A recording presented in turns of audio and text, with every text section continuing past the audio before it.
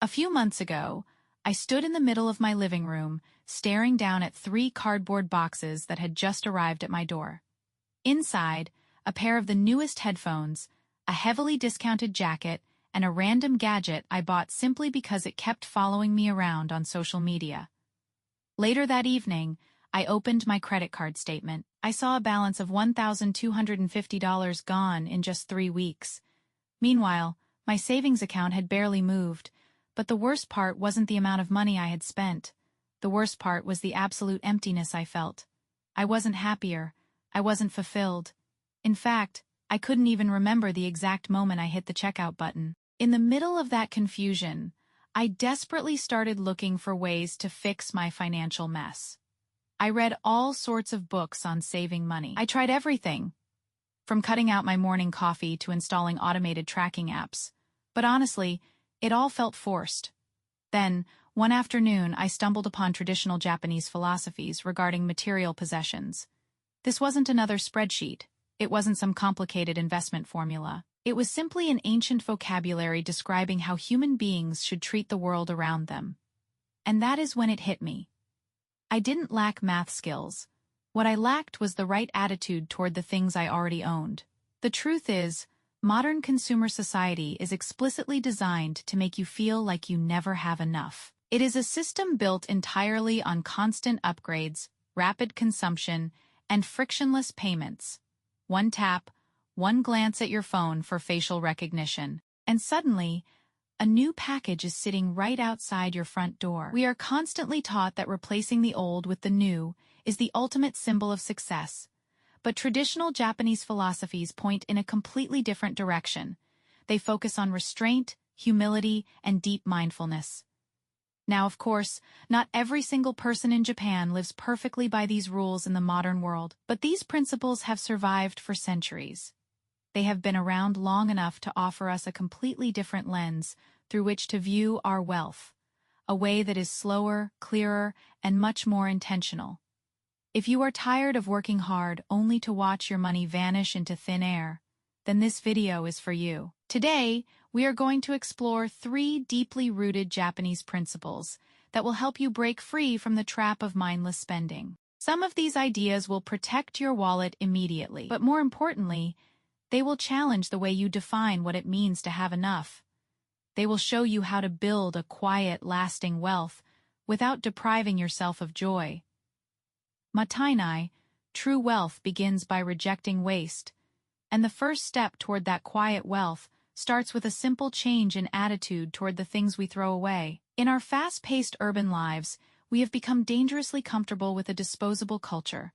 But in Japan, there is a specific phrase uttered when something of value is cast aside. Mottainai.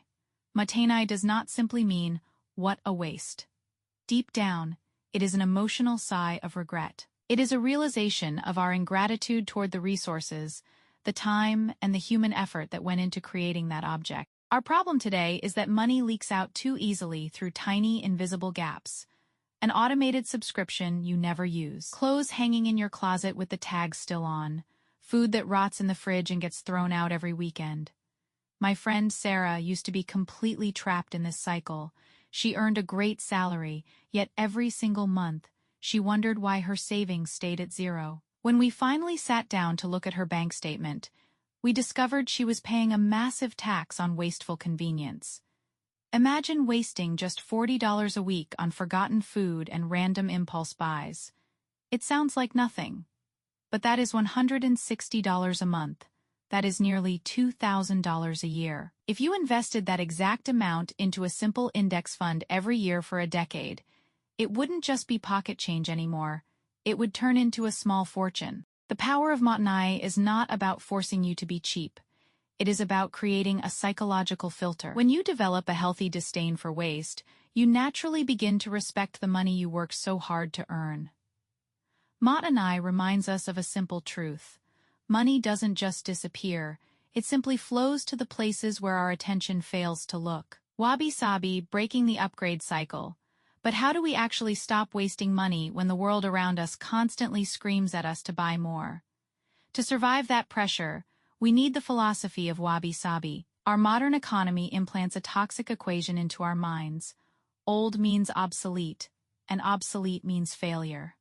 This is exactly why people replace their phones every 12 months, trade in cars the moment the lease ends, and buy entirely new wardrobes for every season. But Wabi-Sabi, the ancient philosophy of finding beauty in imperfection and the passage of time, completely shatters that equation. Instead of feeling embarrassed by a leather bag with worn edges or a wooden table with a few scratches, Wabi-Sabi teaches us to appreciate their story.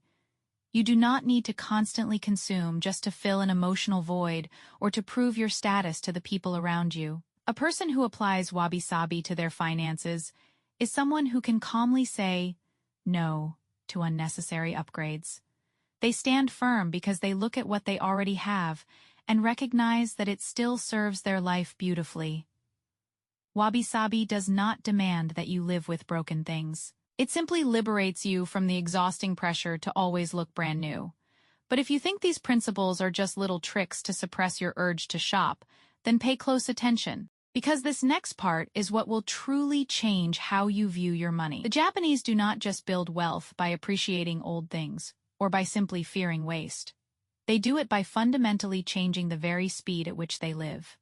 Teinei na Kurashi, bringing friction back to spending there, is a beautiful phrase in Japanese, Teinei na Kurashi. It roughly translates to living a carefully tended life. It means moving through your days with intention and bringing a sense of care to even the smallest details. Today, the biggest threat to your personal finances is not inflation. It is a lack of friction. Think about digital wallets, one-click checkouts, and credit card numbers permanently saved to your web browser. Tech companies have spent billions of dollars to tear down every single barrier between you and your money. One tap, and it is gone. You are spending so fast that your brain literally does not have the time to process that you just traded away hours of your hard work.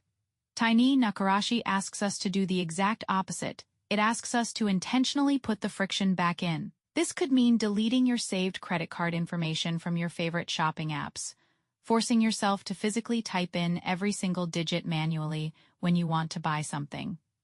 It could mean implementing a strict 48-hour waiting rule before purchasing anything that is not an absolute necessity. When you intentionally slow down and handle your decisions with care, the fog clears. You finally begin to separate a temporary craving from a genuine need.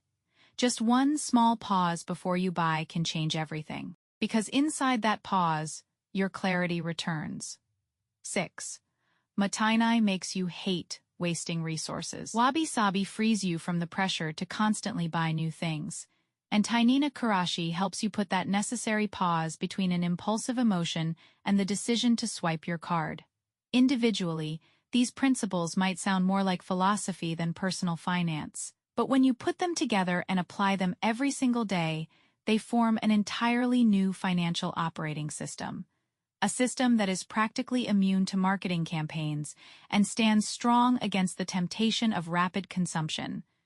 You might have the exact same salary, you might live in the exact same apartment, but you will move through life with a much deeper sense of peace. The biggest difference between a hurried consumer culture and the quiet frugality of the Japanese is not found in a bank account balance. It is found in how we define the word enough.